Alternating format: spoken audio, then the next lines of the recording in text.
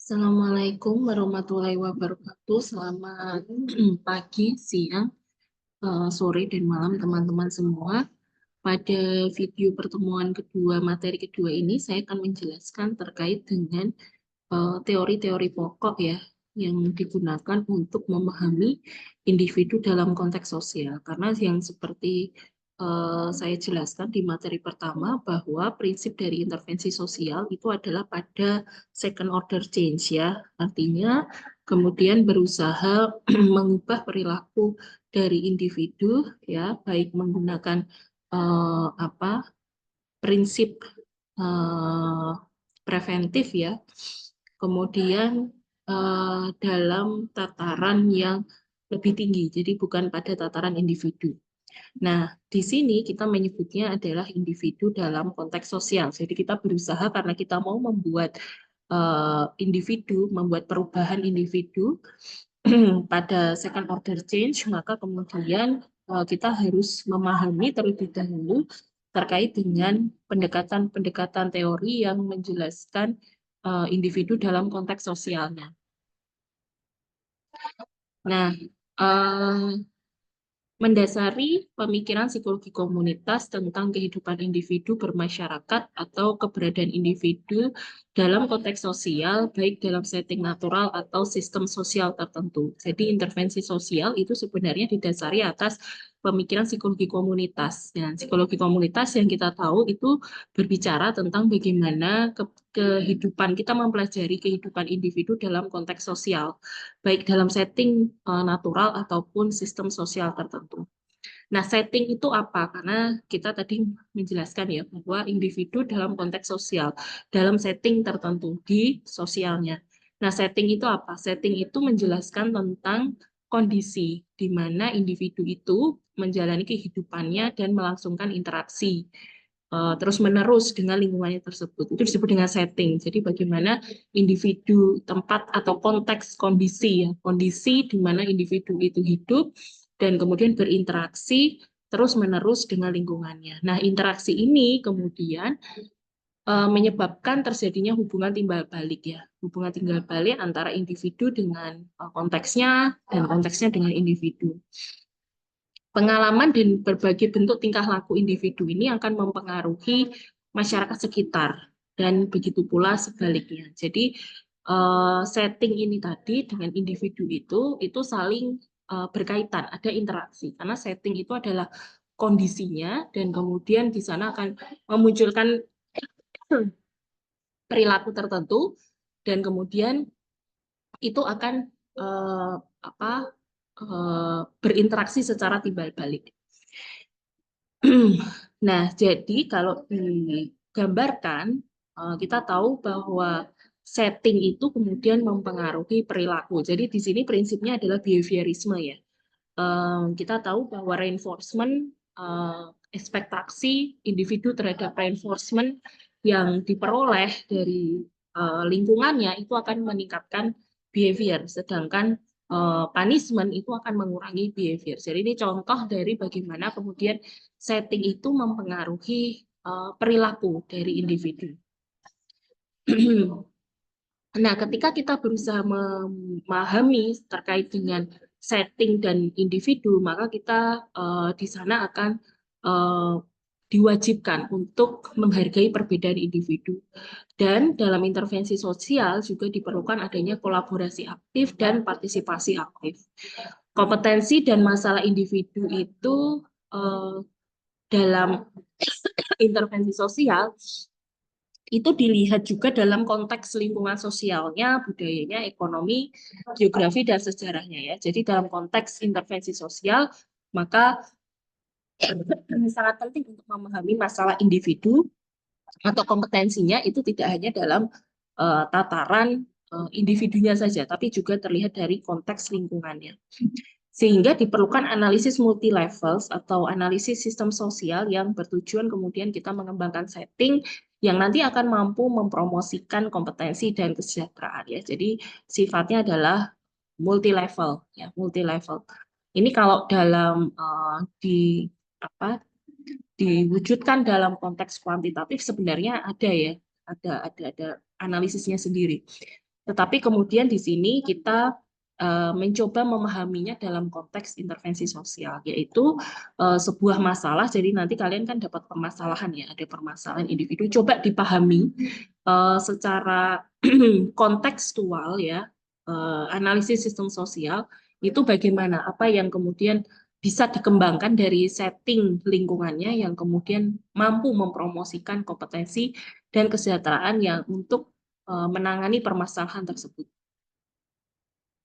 Nah, sebenarnya ada banyak teori, ada sekitar 5 teori, tetapi saya kira karena ini blog ya, dan cukup terbatas waktu untuk kalian mengimplementasikan teori-teori tersebut, maka di sini saya hanya akan memilihkan 2 teori yang sering dipakai ya. Yang pertama adalah tadi dalam setting natural ya. Dalam setting natural adalah menggunakan teorinya Barker, dan kemudian yang hubungan antar individu kita menggunakan teori yang sudah sering kalian dengar, yaitu Grove-Brenner. Nah, Barker itu teorinya bicara soal setting perilaku. Nah, ini memang teori yang muncul akibat adanya kritik ya. Jadi Barker sendiri mengkritik bahwa ilmu psikologi itu terlalu banyak berkutat dalam konteks laboratorium. Padahal perilaku psikologi itu bicara mempelajari individu itu berperilaku dalam konteks sosialnya juga gitu. Jadi dalam masyarakat. Jadi tidak hanya berkutat dengan di dalam laboratorium. Nah, ditandai dengan apa setting perilaku ini? Ditandai dengan waktu, tempat, dan polanya. Jadi settingnya itu terlihat terkait dengan waktu, tempat, dan polanya. Contohnya misalnya, setting perilaku pada anak di kelas 4 SD terjadi di suatu ruangan kelas pada waktu tertentu sesuai jadwal sekolah dengan pola tingkah laku spesifik yang dibentuk dari tingkah laku guru dan murid-murid yang hadir di sana. Nah, beberapa setting perilaku ditetapkan masuk ke dalam kategori setting perilaku yang lebih luas seperti setting kelas 1 sampai 6 yang termasuk dalam setting sekolah dasar. Jadi contohnya misalnya anak kelas 4 SD karena sudah masuk dalam kategori kelas besar ya, maka di setting ya, guru itu memberikan aturan bahwa setiap jam 6 pagi kemudian mereka harus sudah masuk ke kelas misalnya gitu. Nanti jam 7, dari 6 jam 7 mereka akan mendapatkan materi tambahan. Nah, jam 7 sampai jam 12 mereka akan mendapatkan setting perilaku yang sama dengan kelas yang lain. Nah, jadi misalnya contohnya demikian. Artinya ada pola tingkah laku spesifik yang diterapkan kepada anak kelas 4 ya, karena mereka sudah masuk ke kelas tinggi ya, yaitu dari jam 6 sampai 7 tadi. Itu karena ada waktu, tempat, dan pola perilaku yang diharapkan untuk terjadi. Sehingga kemudian dibuat aturan bahwa setiap jam 6 mereka harus datang kemudian mendapatkan materi tambahan. Maka terjadi pola perilaku di jam 6 pagi mereka sudah datang dan mendapatkan materi tambahan. Misalnya demikian. Nah, ada 5 kategori setting perilaku menurut Barker ya, yaitu di bidang usaha, di bidang pendidikan, di bidang government, agama, perkumpulan sosial, atau voluntary association. Contohnya misalnya bank, salon ya kalau di usaha. Misalnya kalian bayangkan orang itu, kalian bayangkan setting yang terjadi atau yang dibuat di bank dengan salon, itu kan beda. Kalian lihat misalnya customer masuk itu diperlakukan berbeda. Artinya disetting secara berbeda sehingga menimbulkan perilaku yang berbeda. Ya kan? Misalnya sama-sama belanja wortel ya, tapi yang satu di Superindo misalnya, yang satu di pasar tradisional. Settingnya beda, padahal tujuannya sama, tapi setting sehingga pola perilaku untuk mendapatkan wortelnya itu berbeda. Nah, itu contohnya. Sama di pendidikan juga sama. Di sekolah, kursus bahasa, di permainan basket, di PAUD beda. Kemudian di government juga beda, ya kan? Di agama mungkin juga berbeda, di perkumpulan sosial juga beda.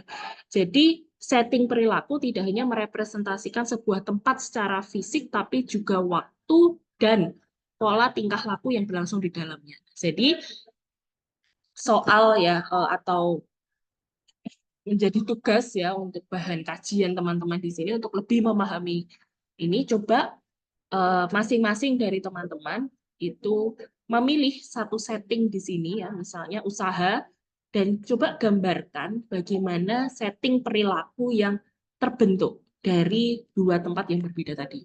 Jadi membandingkan. Nah, coba dibandingkan apa yang terjadi di dalam situ, waktunya seperti apa yang terjadi, dan bagaimana kemudian pola perilaku yang terjadi. Nah, itu menjadi soal ya untuk pertemuan materi kedua ini. Nah, kalau individu berada dalam sebuah setting, ia akan menunjukkan pola perilaku yang sama sesuai pola alamiahnya. Itu sangat mungkin terjadi ya.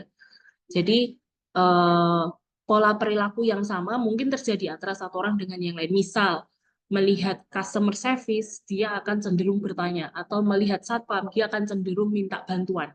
Itu adalah pola alamiah, ya, pola alamiah yang kemungkinan dilakukan oleh kebanyakan orang yang ada di setting yang berbeda-beda. Misalnya di salon ada satpamnya, kemudian di bank juga ada satpamnya, akan muncul pola perilaku yang alamiah yang sama, yaitu ketika ada satpam, dia akan bertanya, ya, saya bisa kemana dan bagaimana dan sebagainya gitu.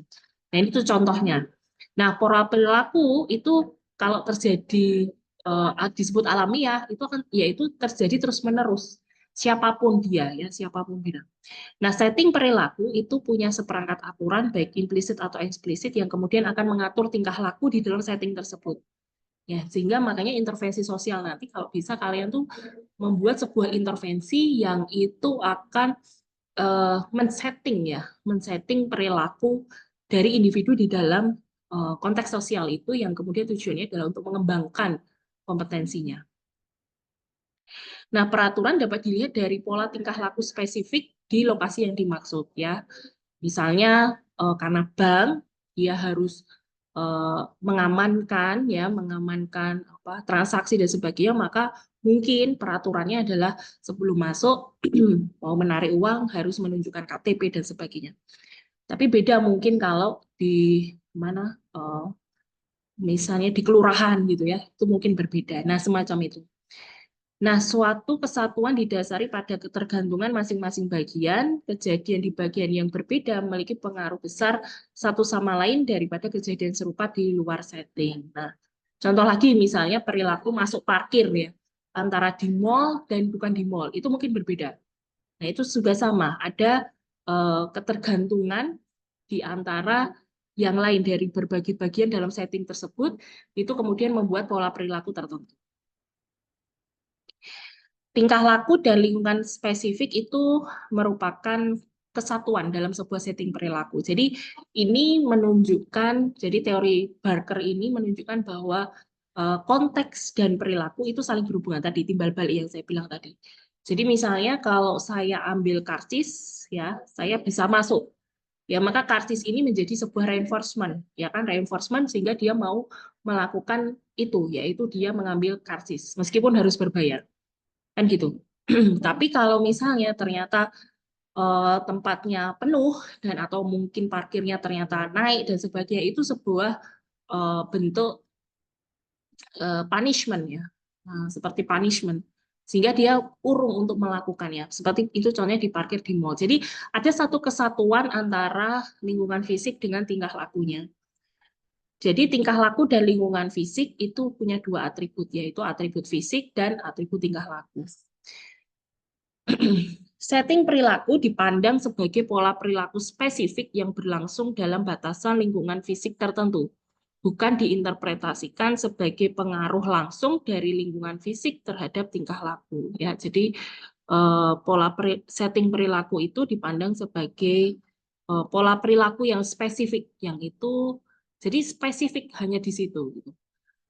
Kalian cara belanja di mall ya tidak akan kalian terapkan misalnya kalian belanja di mana di pasar tradisional enggak jadi apa itu menjadi pola perilaku yang spesifik kan di dalam setting itu ya kan. Nah, setting itu dikatakan kaya jika di dalamnya terdapat kombinasi antara usia, gender, status sosial, ras, pola tingkah laku, mekanisme tingkah laku, jumlah waktu yang digunakan. Jadi kalian bisa bayangkan, misalnya dari status sosial saja, status sosial yang berbeda ketika masuk mall, bisa beda nggak pola perilakunya? Bisa. Bisa, sangat bisa. Uh, ketika join live shopping ya di marketplace itu bisa beda nggak tingkah lakunya? Bisa, bisa, sangat bisa. Usia, bisa nggak? Bisa, sangat berbeda. Dari komentarnya sudah berbeda ya kan? Dia join hanya untuk berkomentar yang tidak berguna ya, maksudnya berkomentar yang ala kadarnya karena dia hanya ingin ke sana karena bentuk live itu membuat dia menjadi sebuah setting bahwa dia memiliki teman misalnya gitu, sehingga dia ingin mengobrol. Tapi untuk usia yang lebih dewasa, shopping live itu bukan untuk itu gitu, tapi beneran untuk tempat belanja kan gitu. Jadi setting bahwa ada live streaming di situ, orang mengobrol di depan kamera dan kalian bisa berinteraksi, itu adalah sebuah setting, ya kan, sebuah setting. Nah, itu contohnya. Ada perbedaan. Nah, nanti ketika kalian membangun intervensi sosial, eh, akan sangat lebih menyenangkan jika kalian kemudian bisa memikirkan kombinasi-kombinasi ini. Ya. Nah, teori yang kedua itu bicara soal Bronfenbrenner. Nah, teori utamanya Bronfenbrenner bicara soal perkembangan anak dalam konteks lingkungannya. Dan ini melengkapi dari pendekatan Barker. Pendekatan ini menambahkan beberapa komponen penting bagi psikologi komunitas. Pentingnya persepsi tinjauan tentang lingkungan dalam mengkaji realitas peran seseorang yang itu tidak ada di teori Barker. Jadi, eh, kalau tadi kita hanya bicara soal bagaimana menyetingnya ya, tapi kita tidak bicara soal uh, siapa yang ada di dalam lingkungan tersebut ya, karena Bronfenbrenner yang menjawab itu. Sehingga bagaimana kemudian nanti kita memanfaatkan komponen yang ada di dalam lingkungan tersebut. Jadi Barker dan Bronfenbrenner menyadari pentingnya karakteristik fisik dan material dari sebuah setting dan aktivitas yang dialami individu di mana mereka berada, tapi Bronfenbrenner itu lebih menekankan pada hubungan interpersonal yang dialami manusia yang berkembang dalam sebuah setting. Jadi di sini kelihatan ya bahwa Bronfenbrenner itu karena tadi hubungan individu ya. Jadi Bronfenbrenner itu bicara soal interpersonal dalam setting tersebut. Nah, nanti kalian bisa memanfaatkan interpersonal itu. Nah, hubungan dayedik yang mengandung gabungan aktivitas dan perasaan positif yang saling mendukung itu dianggap sebagai bagian yang paling penting dari microsetting dan mendorong terjadinya proses belajar dan perkembangan. Jadi menekankan adanya second order change ya, yakni perkembangan potensial dari sebuah dayedik di mana masing-masing punya hubungan positif dengan pihak ketiga yang menyokong kemudian aktivitas dayedik. Jadi sekali lagi dari teori Bronfenbrenner ini kita mendapatkan informasi penting bahwa setiap setting itu ada interaksi individunya, ya kan? Interaksi individu dalam setiap setting. Nah, maka kemudian tugasnya adalah dalam intervensi sosial ini adalah kalian berusaha mengembangkan, mempertajam hubungan dayedik itu yang kemudian nanti dalam setiap setting itu yang kemudian nanti akan menyokong terbentuknya tadi perkembangan atau kompetensi yang positif tadi. Nah, ini adalah 4 sistem ya dari Bronfenbrenner, mulai dari mikrosistem, kemudian mesosistem, ada eksosistem, makro, dan kronosistem. Nah, ini masing-masing ya, masing-masing itu ada dayediknya ya. Tadi misalnya di sini family ya, misalnya orang tua dengan anaknya ya, anak dengan orang tua, health service, anak dengan eh, dokternya misalnya, sekolah, peers, anak dengan temannya, dengan gurunya ya. Jadi interpersonal itu yang menjadi hal yang penting, menjadi kajian yang penting dari Bronfenbrenner. Nah, nanti dalam intervensi sosial, bagaimana caranya kemudian kalian mempertajam itu, mempertajam apa istilahnya, mempertajam hubungan dayedik itu. Jadi mikro level itu sistem di mana individu punya pengalaman langsung dengan lingkungan asalnya, misalnya rumah, sekolah, kelompok kerja, dan sebagainya. Meso itu ada dua, yaitu lebih ke sistem mikro dan hubungan di antaranya, yaitu misalnya rumah dengan sekolah, rumah sakit dengan keluarga pasien, keluarga ibu dengan keluarga ayah, keluarga mertua, dan lain-lain. Didefinisikan sebagai sebuah set hubungan yang ada di antara mikro atau setting di mana berada yang kemudian akan dimasuki dalam perkembangannya. Jadi meso itu adalah jembatan ya, jembatan antara mikro dengan ekso, ya itu adalah meso ya. Meso itu adalah jembatan. Jadi hubungan antar misalnya di sini tadi ya sekolah dengan keadaan ekonomi, berarti nanti akan muncul hubungan antara guru ya, guru dengan orang tua. Nah, itu meso ya. Meso itu di sana. Kemudian EXO, ya EXO yang ada di sini. EXO itu adalah sistem yang mempengaruhi seseorang dalam sistem mikro dan mesonya, namun tidak memiliki pengalaman langsung ya. Jadi ada hal yang berpengaruh. Misalnya contohnya anak bolos sekolah, ketika dilihat ternyata anak bolos sekolah itu karena dia bekerja. Kenapa dia bekerja? Karena ibunya mendapatkan penurunan gaji. Kenapa mendapatkan penurunan gaji? Karena kebijakan dari perusahaan yang meminta untuk gaji karyawan di atas 50 tahun itu harus diturunkan sebanyak 2,5% misalnya. Nah, penurunan gaji itu tidak berhubungan langsung dengan si anak, tapi itu menyebabkan masalah, ya kan? Tapi tidak berhubungan langsung. Yang berhubungan langsung adalah si anak ini tidak mendapatkan uang yang cukup dari si ibu, ya kan? Yang berhubungan langsung kan itu ya, si ibunya, mikronya. Tapi eksonya dia tidak berhubungan langsung, ya kan? Eksonya dia tidak berhubungan langsung. Jadi ekso ini terdiri dari hubungan di antara sistem di mana seseorang memiliki pengalaman langsung, mikro dan meso, dan setting yang tidak akan dimasuki orang tersebut, namun punya pengaruh dengan lingkungan terdekatnya.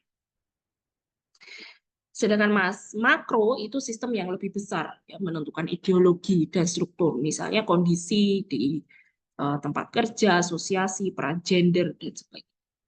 Ekologi perkembangan manusia dipengaruhi oleh hubungan antar setting-setting ini dan oleh konteks yang lebih besar lagi di mana setting tersebut berada. Oke, jadi jelas ya bahwa saya mau kalian mendalami dulu ya, mendalami dulu. Yang pertama tugasnya adalah mendalami terkait dengan tadi kalian mendalami setting perilaku yang berbeda dalam setiap konteks itu menyebabkan pola perilaku yang berbeda. Nah, coba tadi dari 5 itu silakan dipilih salah satu dibandingkan antar dua. Kemudian nanti coba dilihat dan kalian juga bisa memulai ya, kalau ini tidak perlu menjadi tugas, kalian bisa memulai untuk coba memahami permasalahan yang sudah kalian tentukan, memahami setting-setting yang berperan dari kenapa masalah itu. Nah, yang perlu menjadi PR besar adalah kalian perlu mulai untuk keluar dari zona nyamannya orang psikologi, yaitu berkutat di individu. Nah, orang psikologi itu seringnya berkutatnya di individu, padahal kadang ya tadi kalau kita berkutat dengan, karena ini kita sedang belajar intervensi sosial, kita berusaha mencari second order change, maka kemudian kalian perlu untuk mendobrak zona nyaman. Gitu ya. Sekian dari saya materi kedua, saya ucapkan terima kasih. Assalamualaikum warahmatullahi wabarakatuh.